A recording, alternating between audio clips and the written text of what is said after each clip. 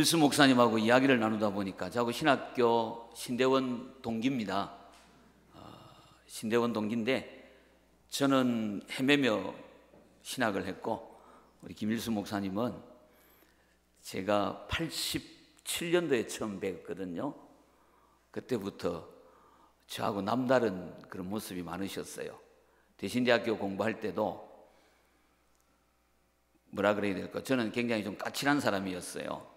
이 짓불도 없는 게 이 잘난 척하고 좀 이 교만의 껍데기가 있었는데 우리 김일수 목사님 같은 경우에는 거의 제게 형님 같은 그런 넉넉함으로 참을 줄 아시고 그게 인연이 되어서 참 오랜 시간 동안 또 신대원 가서도 같이 공부를 하고 그리고 제가 또 알다 보니까 여기 한금교회 출신 부교육자를 굉장히 많이 알고 있습니다.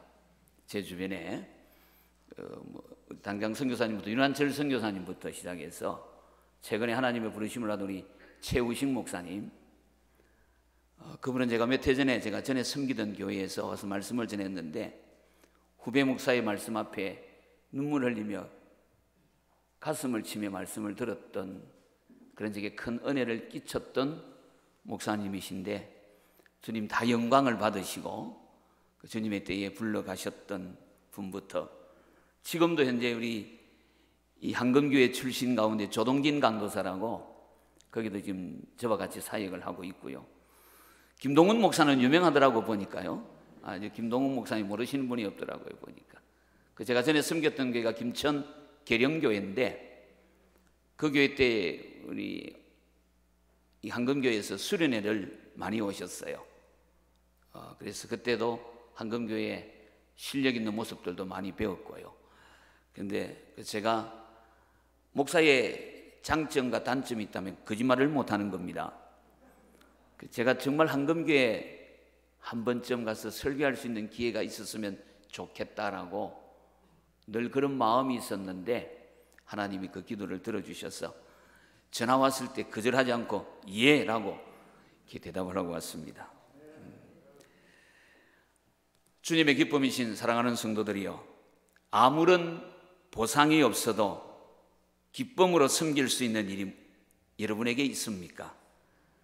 아무리 힘이 들어도 불평 없이 감당할 수 있는 사역이 있습니까? 사역을 할수록 에너지가 생기는 일이 있으십니까? 이야기를 하고 또 해도 자꾸 이야기하고 싶어지는 일들이 있습니까? 흔히들 우리는 이걸 은사라고 말합니다. 물론 다른 차원이긴 합니다만은 열정이라고도 합니다. 행복이 무엇입니까? 누군가로부터 사랑받고 사랑하며 사는 겁니다. 1년 중에 오늘 우리 아내가 굉장히 행복한 날입니다.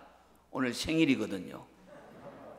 그래서 제가 오기 전에 청주에 사는 사위가 또 내려오고 해피 벌스데이 목걸이 끼고 딸내미가 기거리 해줘가지고 오늘 아주 행복한 축하를 하고 왔는데 참 우리가 행복하다라는 것, 누군가 사랑을 받을 때 또 내가 사랑을 줄 때일 겁니다. 불행은 하나님으로부터 버림받는 것이요 행복은 쓰임받는 것입니다. 한 젊은이가 꽃 한 송이를 사며 가게 주인에게 물었습니다. 꽃을 선물하면 주는 사람이 행복할까요? 받는 사람이 행복할까요? 가게 주인이 빙그레 웃으며 말합니다. 꽃을 판 제가 제일 행복합니다. 같은 말입니다마는 우유를 아침마다 마시는 사람보다 우유를 배달하는 사람이 더 건강하답니다. 묻습니다. 여러분은 행복하십니까? 진정한 행복을 원하신다면 하나님의 사랑을 받는 사람, 우리 하나님이 기억하시는 사람, 하나님 앞에 쓰임받는 멋진 일꾼들이 되시기를 축원합니다. 그러려면 성도들은 좋은 사람 만나야 합니다. 그리고 좋은 사람과 좋은 관계들로 얽히시기를 바랍니다. 그리고 건강한 일꾼들과 친구가 되십시오.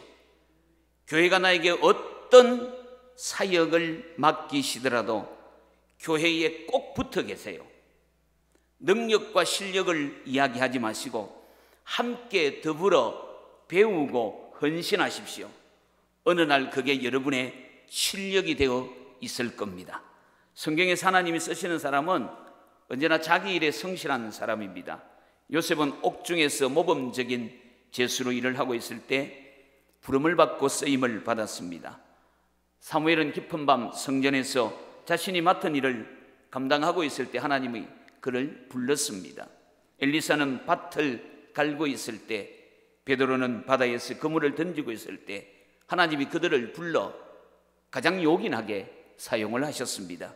오늘 한금교회의 모든 헌신자들, 특별히 우리 예배 찬양 사역자들, 헌신 예배를 드리는 여러분들이 바로 하나님 앞에 그렇게 쓰임 받으시기를 축원합니다.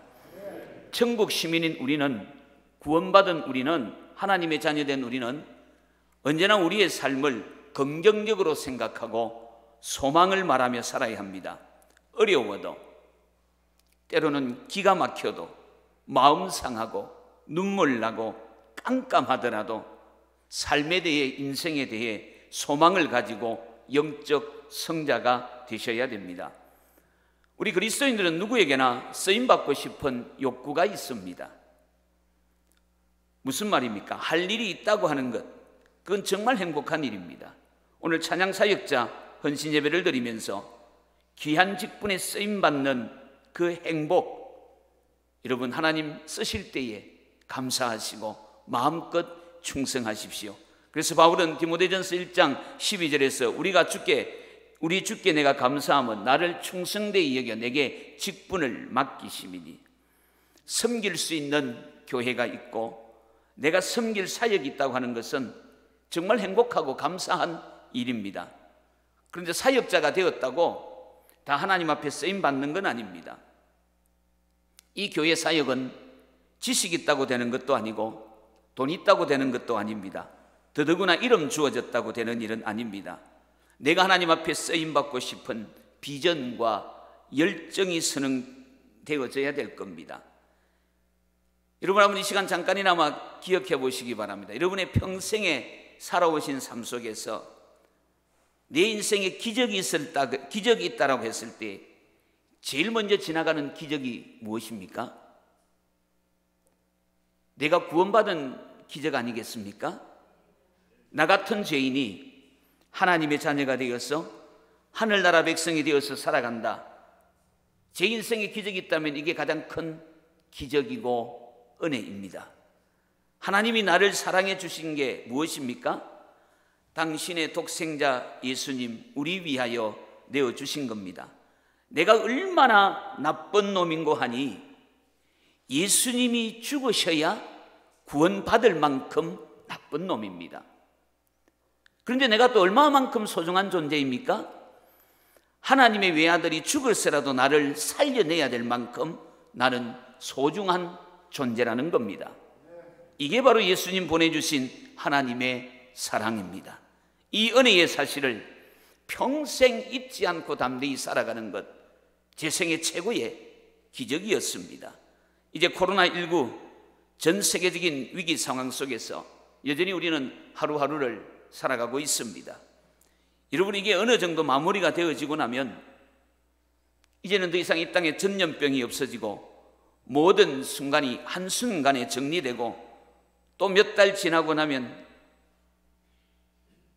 다시 부르짖어 기도하고 우리 잠깐 장기결석, 우리도 모르게 코로나가 장기결석자를 만들어버렸습니다.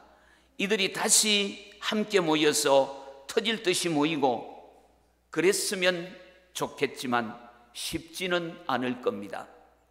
또 다른 위기가 올 수 있을 겁니다. 아니, 지금의 위기가 이대로 잡힐 똥 말똥 어쩌면 우리의 예상은 상반기 안에 해결될 거다라는 기대감도 가져보지만 금년을 또한 넘길 수도 있습니다. 그래도 우리는 하나님의 살아계심을 믿어야 합니다. 두려워하지 말아야 됩니다. 왜냐하면 지금 우리에게 위기지만은 하나님에게는 더할 나위 없는 기회가 될 수 있습니다. 저는 오늘 하나님의 영광된 사역에 관하여 우리 목사님께서 얼마나 많이 훈련시키셨겠습니까? 사역자는 이러해야 된다, 저러해야 된다. 저도 제가 섬기는 교회에서 얼마나 많이 훈련시키겠습니까? 재직 세미나도 하기 시작하고요, 얼마나 많이 교육을 시켰겠습니까? 그래서 저는 오늘 어떤 이런 교육적인 차원보다 영광된 사역에 쓰임받는 헌신자들의 정체성에 관한 이야기를 하려고 합니다. 그래서 오늘 찬양 사역자들 뿐만 아니라 오늘 예배하는 우리 모두에게 오늘 하나님 앞에서 나 자신이 어떤 존재인가, 어떻게 내가 하나님의 일을 감당할 수 있을까라는 우리의 정체성을 만나보기를 소망해 봅니다. 오늘 본문은 사복음서에 다 기록되어져 있는 내용입니다. 특히 누가복음은 이 사건에 대하여 독특한 교훈을 하고 있습니다. 주님은 여자를 비난하는 바리새인의 질문을 받으시고 누가복음 7장 41절에 보면 이렇게 말씀합니다. 빚주는 사람에게 빚진 자가 둘이 있어 하나는 500데나리온을 졌고 하나는 50데나리온을 졌는데 갚을 것이 없으므로 둘 다 탕감하여 주었다. 그러면 둘 중에 누가 주인을 더 사랑하겠느냐라고 주님이 물으실 때 시몬 베드로가 내 생각에는 많이 탕감을 받은 자입니다. 그때 주님이 말씀합니다. 네 판단이 옳다. 그러면서 주님은 누가복음 7장 47절에서 그의 많은 죄가 사하여졌도다. 이는 그의 사랑함이 많음이라. 사함을 받은 일이 적은 자는 적게 사랑하느니라. 오늘 이 본문의 사건 속에서 우리는 사람들의 생각과 삶이 얼마나 철저하게 외식적이고 가식적인지를 바라볼 수 있습니다. 남의 일에 대하여는 가혹하리만큼 비난적이고 비판하고 조롱하고 책망합니다. 그러나 자신은 전혀 그렇게 살지 않고 있다고 하는 문제들이 있습니다. 오늘 본문의 교인 속에서 하나님의 몸된 교회와 또는 하나님 나라를 위하여 영광된 일꾼으로 쓰임받는 저 자신과 우리 모두가 우리 자신들의 정체성을 잠깐이나마 확인해 보기를 소망해 봅니다. 먼저 질문합니다. 나는 누구라고 생각하며 살아가십니까? 나는 누구라고 생각하며 이 교회를 최선을 다하여 헌신하고 있습니까? 사랑하는 성도들이여, 헌신 예배를 드리는 사역자들이여, 지금 우리의 삶 영적으로 볼 때에 나는 누구라고 생각하며 살고 있습니까? 먼저 우리들은 영적으로 죄인들입니다. 문제는 어떤 죄인인가가 중요합니다. 오늘 이 본문의 사건은 예루살렘 근처 베다니에서 있었던 일입니다. 즉 베다니에 사는 나병 환자 시몬의 집에서 일어난 사건입니다. 오늘 말씀 3절에 예수께서 베다니 나병 환자 시몬의 집에서 식사하실 때에 라고 말씀이 시작됩니다. 그런데 누가복음을 참조해 보면 이 나병 환자 시몬은 또한 바리새인임이 분명합니다. 누가복음 7장 36절에 한 바리새인이 예수께 자기와 함께 잡수시기를 청하니 이에 바리새인의 집에 들어가 앉으셨을 때에 라고 합니다.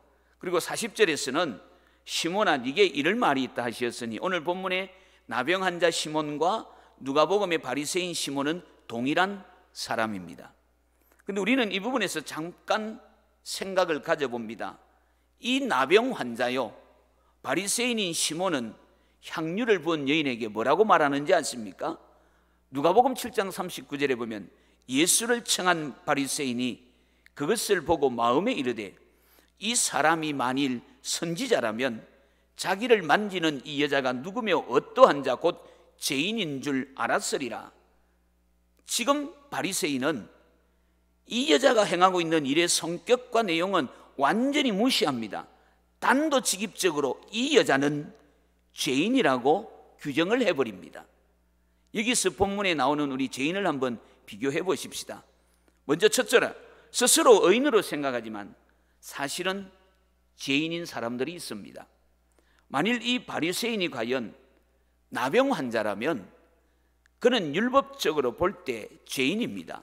레위기 13장 45절에 나병 환자는 옷을 찢고 머리를 풀며 윗입술을 가리고 외치기를 부정하다 부정하다 할 것이요 병 있는 날 동안은 늘 부정할 것이라 그가 부정한 적 혼자 살되 진영 밖에서 살지니라.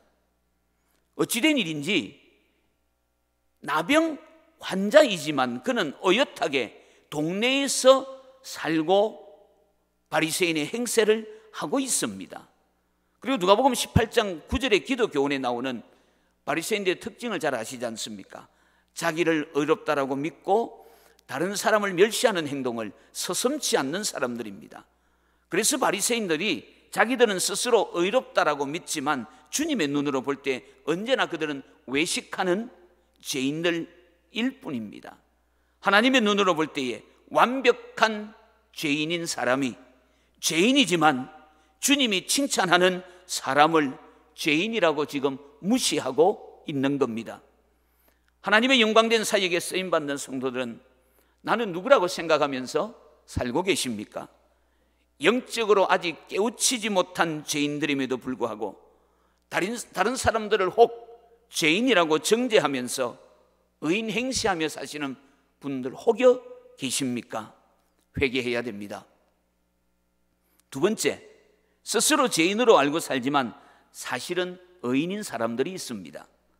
다시 이 사건을 여자에 대한 설명을 한번 찾아봅니다. 본문 3절에 예수께서 베다니 나병 환자 시몬의 집에서 식사하실 때에 한 여자가 매우 값진 향유 곧 순전한 나드 한 옥합을 가지고 와서 그 옥합을 깨뜨리고 예수의 머리에 부은이라고 했습니다. 오늘 본문에서는 단순히 한 여자라고 부릅니다. 근데 누가복음 7장 37절을 보면 그 동네에 죄를 지은 한 여자가 있어 예수께서 바리새인의 집에 앉아 계심을 알고 향유 담은 옥합을 가지고 와서, 즉 이 한 여자는 동네에서 죄인이야라고 죄인으로 낙인 찍힌 존재입니다. 간단하게 동네에서 죄인이라고 손가락질 받고 사는 여인이 오늘 이 사건의 주인공입니다. 죄인인 줄 알기 때문에 죄인임을 스스로 인정하며 사는 사람이 오늘 본문의 여인이었습니다. 그는 사회적 죄인이요, 누군가가 그를 향하여 손가락질하며 죄인이라고 불러도 화내지 못하고 사는 사람입니다. 그런데 오늘 이 여자는 죄 용서함을 받은, 즉 영적으로 의인된 사람입니다.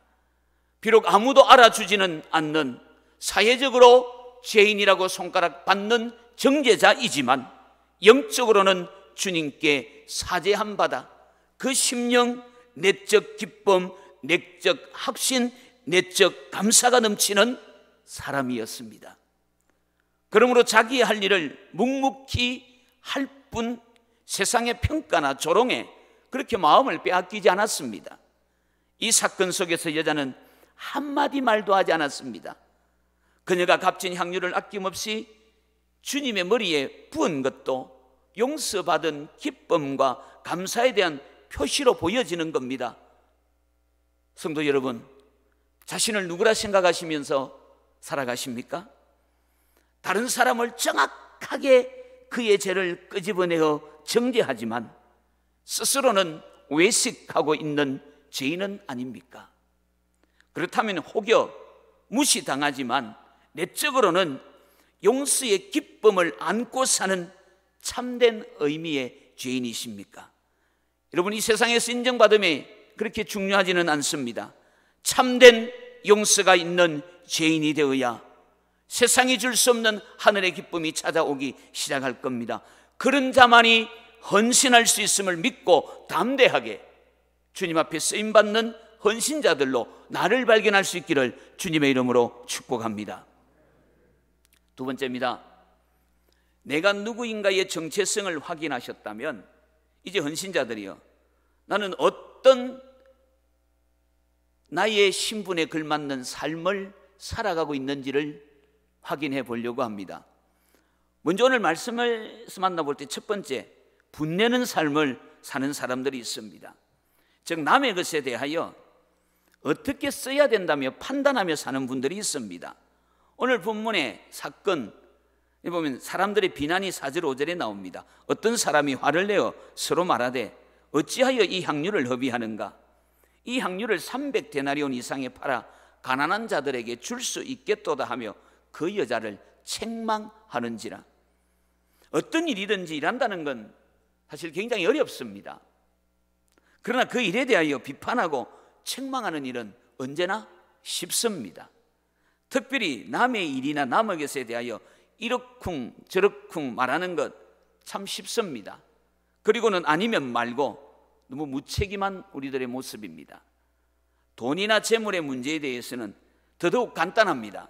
나의 돈이 아닐 때 그것도 죄인처럼 여겨지는 무시할 만한 대상이 돈을 잘못 쓴다고 판단될 때에 분내고 책망하는 일은 너무나도 무책임할 정도로 심각합니다. 돈은 그렇게 허비하는 것이 아니다라고 책망합니다. 죄인들은 돈은 쓰는 방법조차 모른다라고 화를 냅니다. 지 돈도 아닌데. 돈은 선한 의도로 얼마든지 쓰는 방법이 있다라고 또 오히려 엄숙하게 가르치기도 합니다. 이런 사람들은 아직 선한 것을 찾지 못했다는 핑계 속에서 자기의 돈에 대하여 오늘 본문의 표현처럼 허비하는 경우가 결코 없습니다. 남을 향하여 비난하고 비판하는 이들은 자기의 것은 언제나 귀하다라고 말합니다. 내 것은 바르게 쓰는 방법과 쓰는 시기가 올 때까지는 쓰지 않는다라고 말합니다. 가식적인 삶입니다. 자신을 속이는 삶입니다. 하나님은 만홀히 여김을 받지 않습니다. 제가 아주 오래전에 경남 통영에서 개척을 했습니다. 하나님 은혜를 주셔서 굉장히 재밌게 D12 두 날개 목회를 하면서 굉장히 재밌게 목회를 한 적이 있습니다. 그 젊은이들이 많이 찾아왔습니다. 그중에 굴 양식을 하시는 분이 저희 교회 부부가 아이가 5명입니다. 7 식구가 등록을 했습니다. 젊은 사람입니다. 한 번은 겨울이 되어가는 늦가을쯤 목사님 저희 배에 오셔서 축복기도 한번 해주시죠 그러시더라고요. 그래서 배를 타고 바다 중간에 있는 굴 양식장으로 갔습니다. 목사가 왔다고 멋지게 손을 선여더니 다 건져내더니 하나를 자기가 까가지고 아주 큰 걸 제게 먹어보라고 말합니다. 굉장히 맛있겠죠? 죄송합니다. 경상으로 짜서 죽는 줄 알았습니다. 그 바다에 근데 이제 굉장히 싱싱하죠. 그 먹고 제가 축복 기도를 해주었습니다. 근데 그분이 그럽니다. 목사님 저를 위해 기도 좀 해주십시오.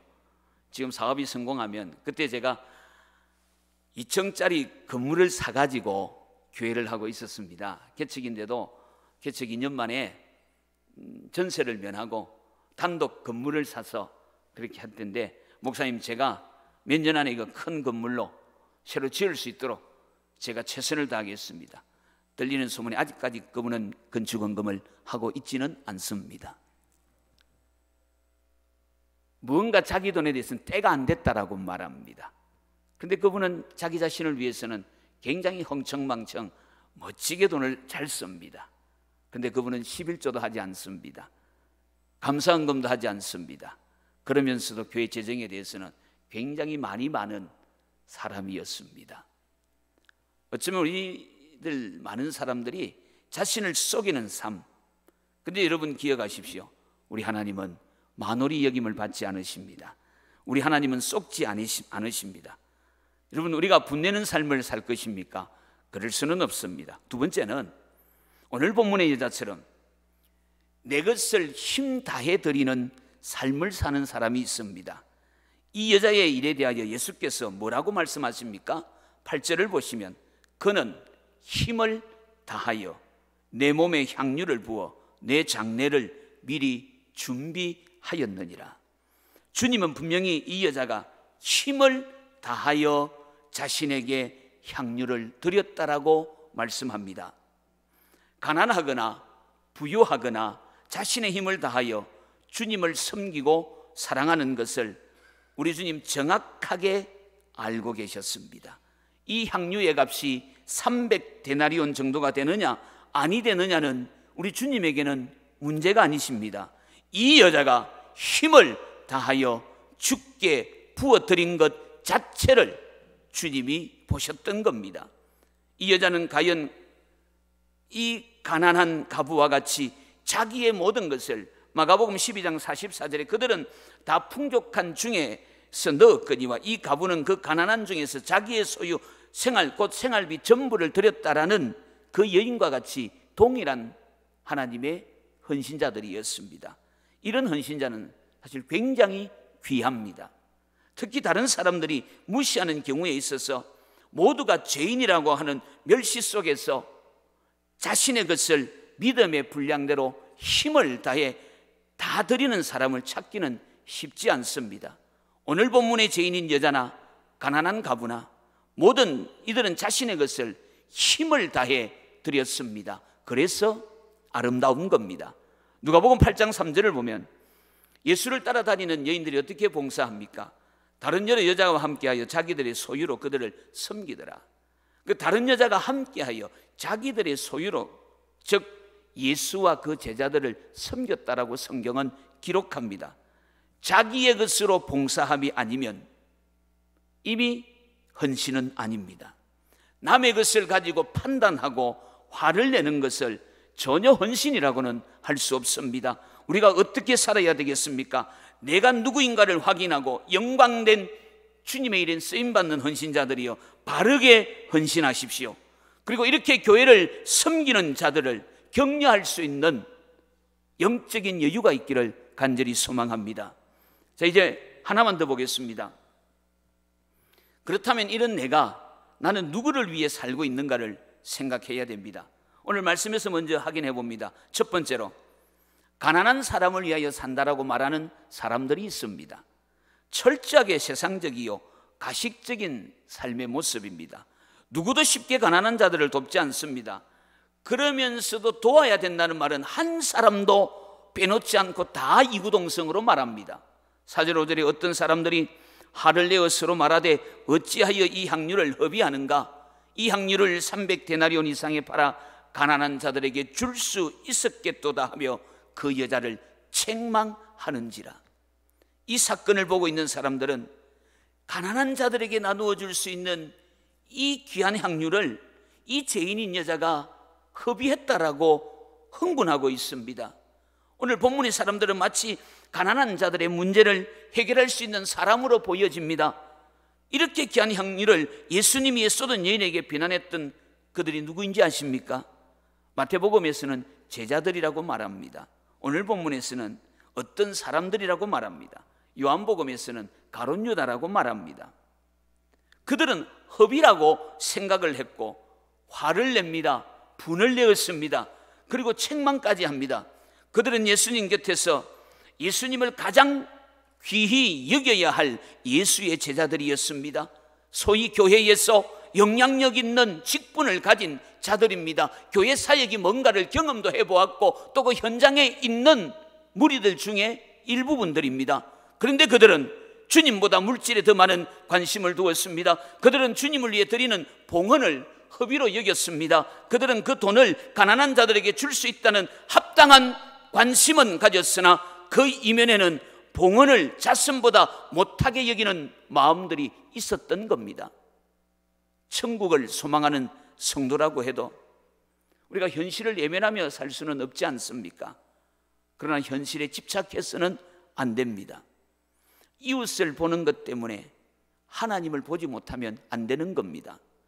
여인의 봉헌을 못마땅하게 여긴 사람들은 봉헌을 받으시는 하나님은 보지 못하고 소위 이웃만 보았습니다. 그들 중에는 가룟 유다처럼 탐욕스러운 마음을 숨기고 있는 이들이 있더라는 겁니다. 아이고 아까워. 눈앞에만 300데나리온이 휙 날아갑니다. 너무너무 아까운 거예요. 저걸 날 주었더라면, 저걸 내가 쓸 수 있었더라면 하는 마음 아니었겠습니까? 요한복음 12장 6절에서는 이렇게 말하면 가난한 자들을 생각함이 아니요 그는 도둑이라. 돈깨를 맞고 거기 넣는 것을 훔쳐 가미르라고 가룟 유다에 대해서 말합니다. 오늘도 여러분 주님을 향해 주님을 위해 드려지고 쓰여지는 것에 대해 함부로 말하는 사람들이 간혹 교회도 있습니다. 교회가 하는 일에 대해 성도들이 정성으로 섬기고 봉사하는 일에 대해 교회가 교인이 뭐 하느냐라고 함부로 말하는 사람들도 간혹 있습니다. 사랑하는 여러분, 값지게 쓰여지는 것에 대해서는 함부로 말해서는 안 됩니다. 그러나 값있게 쓰여지는 것이라고 하여 아무 때나 아무 곳에서나 쓰는 것도 아닙니다. 주님은 아주 담담하게 오늘 말씀을 이렇게 말합니다. 가난한 자들은 항상 너희와 함께 있으나 아무 때라도 원하는 대로 도울 수 있거니와 나는 너희와 항상 함께 있지 아니하리라고 했습니다. 이 말씀의 뜻은 아무 때고 마음만 먹으면 도울 수 있는 사람은 얼마든지 있으나 사실상 돕는 사람은 그리 많지 않음을 우리에게 교훈하고 있는 겁니다. 참으로 많은 사람들이 해야 될 일은 알기는 압니다. 그리고 그렇게 하지 않는 사람들에 대하여 곧잘 비난하고 비판도 합니다. 하지만 자기는 그렇게 살지 않는 것이 가장 큰 문제입니다. 자, 그러면 우리는 누굴 위해 살아야 됩니까? 예수 위해 사는 사람들이 있습니다. 오늘 이 여자는 과연 훌륭한 일을 합니다. 가난한 자들은 항상 너희와 함께 있으니 아무 때라도 원하는 대로 도울 수 있거니와 나는 너희와 항상 함께 있지 아니하리라. 오늘 하나님께서 사람에게 또 우리에게 허락하신 기회는 다음이 약속되어 있지 않더라는 겁니다. 제가 알고 있는 한금교회에 대한 기억은 지금도 선교사님이 10분 가까이 파송을 받았는데 한강이남에서 가장 많은 선교사님을 보내고 또 거기 아름답게 헌신을 하는 귀한 분들이 많이 있다라는, 그래서 상당히, 왜냐하면 윤한철 선교사님 같은 경우는 이 교회에서 선교사 파송하기 전부터 제가 가까이 지내는 제 친구입니다. 그래서 그분이 이 교회에서 파송을 받고 지금도 몽골에서, 그리고 손명목 선교사님도 아마 여기 교회와 관련이 있었을 겁니다. 몽골로. 그분도 제 친구의 형입니다. 그 집안은 오목이가 살아요. 명목이, 삼목이, 성목이, 엄목이, 경목이가 사는데 첫째, 셋째, 다섯째가 목회자입니다. 그중에 첫째가 손명목 선교사인데, 근데 그분이 몽골을 갈 때에 파송교회가 없었습니다. 그때 제가 개척하고 있을 때 제가 저희 교회로 불렀습니다. 제가 파송은 할 수 없었지만 파송에 가까운 마음으로 그렇게 그분을 몽골로 제가 가시는데 함께 마음을 모았던, 그리고 그 다음에는 몽골로 가서 그분의 사역을 본 적도 있습니다만은, 어쨌든 우리 한금교회는 이 선교에 관한 한 참 건강한 방향이 있고, 또 아마 그게 우리 하나님께서 수없이 많은 교회들 가운데 한금교회를 축복하는 큰 이유 중에 하나일 겁니다. 그런데 여러분, 우리가 하나님께서 사람에게 헌신할 수 있는 기회는 다음이 약속되어 있지 않더라는 겁니다. 다음에 하지요, 다음에 하지요, 다음에 하지요 그랬다면 어떠했겠습니까? 지금 내게 주어진 헌신적 삶에 대해 봉사할 기회, 충성할 기회, 또 때로는 성전 건축과 같은, 그리고 선교지에 교회를 헌당하는 등 온전한 삶을 드려야 할 기회, 헌금할 기회를 갖는 것이 복입니다. 나중에라는 생각을 갖는 것은 자신에게 주어진 축복의 기회를, 섬김의 기회를, 봉사할 기회를, 헌신의 기회를 당회가 충분히 숙고하고, 또한 인사위원회에서 충분히 준비해서 당신은 찬양사역자 가운데 하나님 앞에 쓰임받을 수 있는 그런 일꾼으로 임명할 때에, 어떻게 보면 하나님께서 나는 스스로 부족해 보이지만 그 일을 맡기셨을 때에 헌신에 대해서 외면하는 사람들이 간혹 있습니다. 그러나 여러분 기억하십시오. 오늘 본문의 여인은 예수님께 드릴 수 있는 그 기회를 놓치지 않았다라는 사실입니다.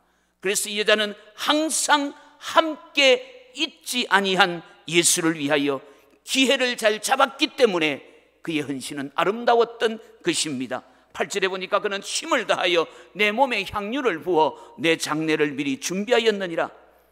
이 당시 아무도 예수의 죽는 문제에 대하여 현실성 있게 받아들인 자들이 없었습니다. 이 여자 홀로 예수의 죽음의 의미를 깨닫고 이 사실을 믿음으로 받아들였던 겁니다. 예수의 장례 지내심에 가장 알맞는 예물, 가장 필요한 예물, 가장 좋은 예물을 올려드렸으니 그의 행동은 기중할 수밖에 없는 겁니다. 제자 중에 누가, 소위 말하는 수제자였던 어땠던 제자 중에 누가 예수의 죽음에 대하여 믿음으로써 현실적인 일로 받아들였습니까? 그러나 예수 죽음이 어떤 의미를 가지고 있는지를 오늘 이 여자는 믿음으로써 깨닫고 예수의 장례 지내심을 준비했다는 것, 우리가 바라보아야 될 영적인 의미입니다. 근데 주님은 이 여자의 일을요, 9절에 보니까 복음적 사역의 일부로까지 평가해 주셨습니다. 한 여인의 사역이지만은 9절에 내가 진실로 너희에게 이르노니 온 천하에 어디서든지 복음이 전파되는 곳에는 이 여자가 행한 일도 말하여 그를 기억하리라 하시니라고 주님이 말씀합니다. 누구를 위한 삶을 살고 있습니까? 우리들도 믿음으로 모든 것이 판단되어야 합니다. 스스로 속이면서 대상을 잘못 선택하면 큰일입니다. 예수 위에 산다는 것, 여러분 직분을 받아 헌신한다는 것, 그리 호락호락한 일이 아닙니다. 그러므로 예수의 일을 깨닫고 그의 하시는 일의 기중성을 바라보는 믿음이 필요합니다. 귀중한 성도들이 되셔야 합니다. 말씀을 맺습니다. 주님께 사역자로 쓰임받는 우리들의 정체성은 죄인이지만 용서받은 의인임을 확신하며 살아가는 겁니다. 나의 것을 힘다해 드리면서 헌신해야 아름답습니다. 남을 판단하는 정확한 식견은 우리 주님이 칭찬하시지 않습니다. 가난한 자를 위한 것이 것처럼 보여도 그 안에 주님 위에 살지 않으면 다 헛된 일입니다. 바른 사람의 자리에 들어서서 주께 영광 돌리시는 복 있는 한금교회 성도들과 오늘 헌신 예배를 올려드리는 사역자들이 될 수 있기를 축복합니다. 그러므로 성도들이여, 하나님이 저와 여러분에게 원하시는 것이 있다면 사람들이 때로는 조롱하고 비난한다 할지라도 하나님께 순종해야 합니다. 여러분도 지금 주님의 몸된 제단에 값비싼 향유를 뿌리는 성도들입니다. 몸과 마음과 정성을 다해 시간을 드리고 재능을 드리고 물질을 드리며 예배드립니다. 오늘 찬양 사역자 헌신 예배를 드리는 여러분들이 바로 그 주인공인 줄 믿습니다. 비록 작은 것이지만 그것은 우리가 가진 향유입니다. 주님께 드리는 겁니다. 그것은 예수님을 모르는 이들에게, 예수님의 희생을 모르는 이들에게, 그 자신의 제됨을 모르는 이들에게, 세상만 바라보고 비교하는 이들에게는 낭비로 보여지고 조롱거리일 수도 있습니다. 그러나 주님이 보시기에 귀한 일을 하는 것이면 오히려 감사한 일입니다. 여러분, 헌신에는요 비난이 따르게 되어 있습니다. 다 박수 칠 것 같지요. 저 교회 넣은 지도 몇 년 안 됐는데 저기 나보다 더 잘하는 것 같고, 또 지 혼자 예수 믿는 것 같고, 그지요? 어쩌면 우리도 모르게 나도 그 비난의 자리에 멀찍이 서 있더라는 거예요. 우리가 사역을 하다 보면 모두가 다 박수 쳐주지는 않더라는 겁니다. 예수님을 향한 행위에조차도 비난이 있었는데, 이 세상에 아무리 귀하고 선한 일이라도 오해가 있고 또 반대도 있고 다른 의견이 있는 겁니다. 그러므로 헌신을 할 때 좋은 말만 들을 거라고 기대하지 마십시오. 다만 주님으로부터 칭찬받으면 되는 겁니다. 사람들이 뭐다 하든지 신경 쓸 필요가 없습니다. 오늘 본문 8절에 보니까 여인은 힘을 다하였습니다. 우리도 힘 다하면 됩니다. 내가 할 수 있는 범위 내에서 최선을 다하면 됩니다. 남과 비교할 필요가 없습니다. 주님 보시는 것은 얼마나 최선을 다했느냐 하는 것이지 얼만큼 했느냐가 아닙니다. 기념이 되는 삶이 되어야 합니다. 자, 9절에 보십시오. 한 번 더 봅니다. 온 천하에 어디서든지 복음이 전파되는 곳에는 이 여자가 행한 일도 말하여 그를 기억하리라 하시리라. 우리가 전에 보았던 한글 개혁판에는 이 기억을 기념하리라고 되어 있습니다.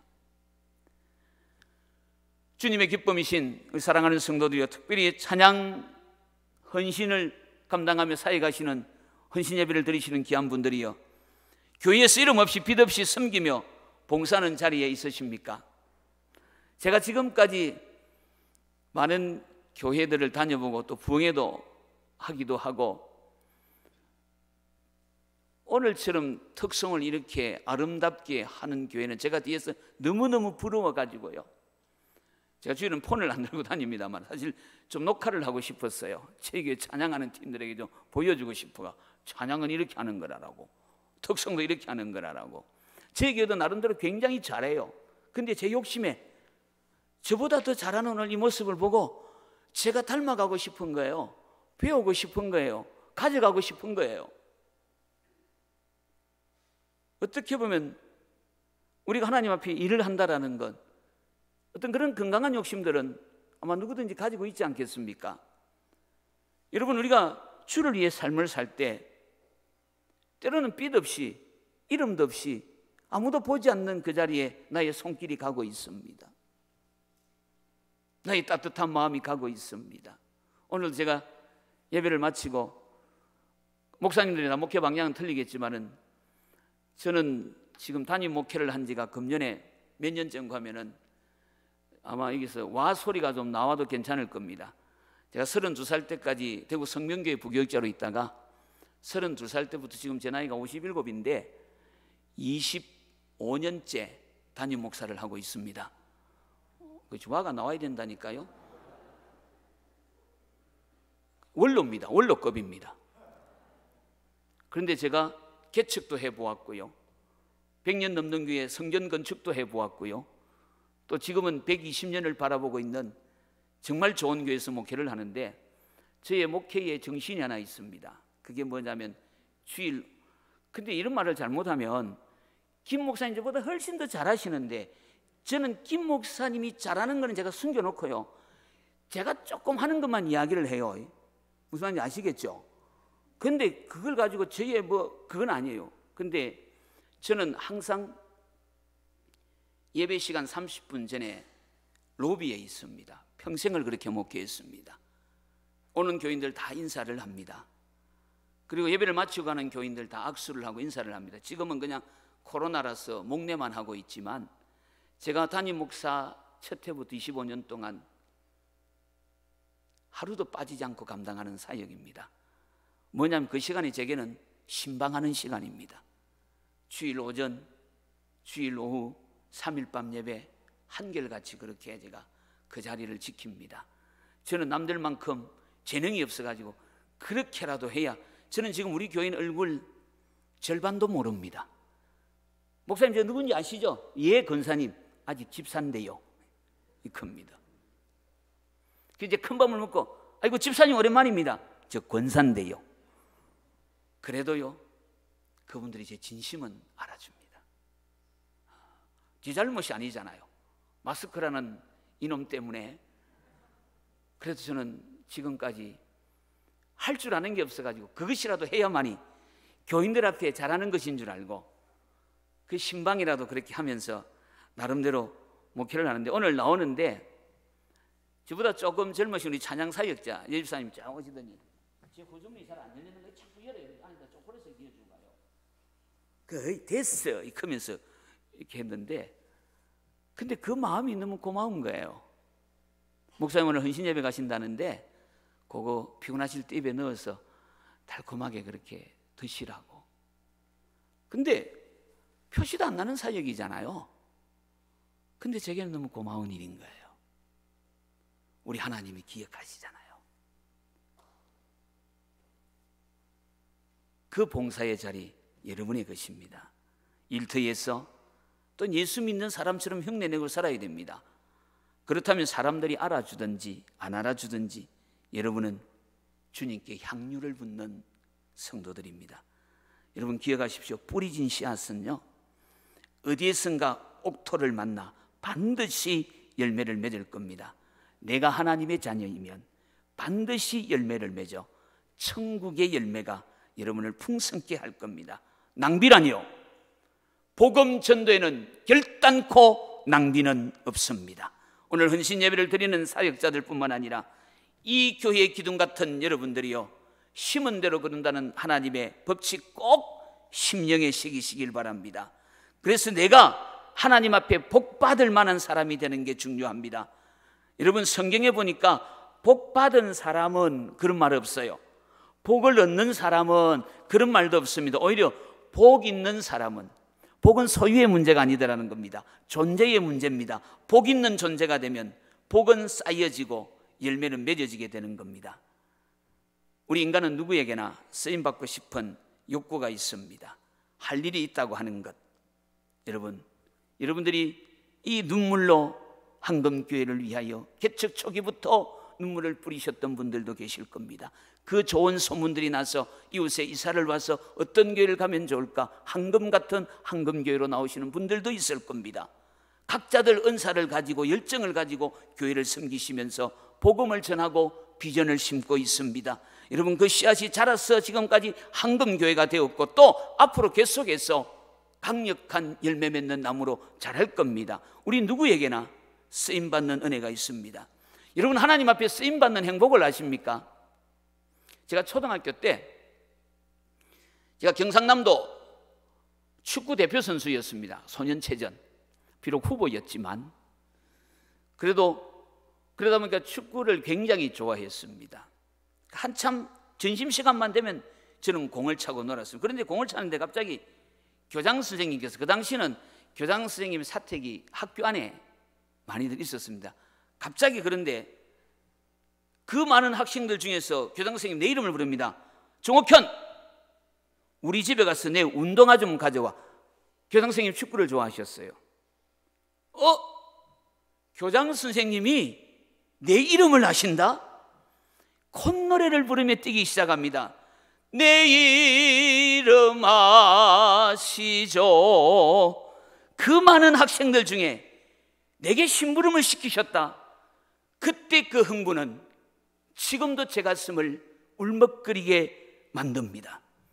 우리가 천국문에 들었을 때 하나님이 내 이름을 기억하고 계십니다. 하나님이 나를 쓰셨다. 이 행복을 안고 콧노래를 부르며 우리가 하나님 앞으로 달려갈 수 있는 남은 생애가 될 수 있다면, 사람들이 뭐라고 칭찬하든지 간에, 아니 비난을 하든지 간에 중요하지 아니할 겁니다. 우리 주님이 뭐라고 하시는지가 중요할 겁니다.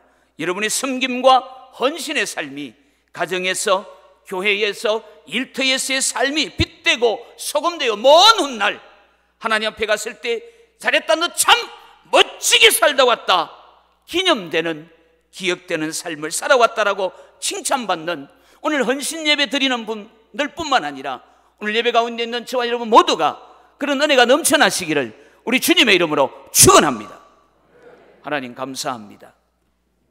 내 이름 기억하시는 주님 앞에 내가 누구인가를 확인하고 주님 쓰시기에 좋은 도구 되게 하옵소서. 하나님, 우리 찬양 헌신자, 이 사역자들이 헌신 예배를 드립니다. 하나님 받으신 줄 믿습니다. 우리 황금교회가 세계만국 땅끝까지 복음의 정인되어서 이 귀한 자들이 한 사람 한 사람들의 아름다운 헌신과 수고와 눈물과 땀방울로 이루어온 이 귀한 교회, 우리 또 사랑하시는 귀한 목사님을 중심으로 5대양 6대주를 더욱더 크게 나아갈 때 이들에게 기도의 힘이 있고 또한 말씀의 능력이 있고 하나님이 끄시는 권능을 가지고 이 귀한 교회가 주님이 기억하시는 이 마지막 때에 가장 소중한 교회 삼아 주실 줄 믿습니다. 예수님 이름으로 기도하옵나이다. 아멘.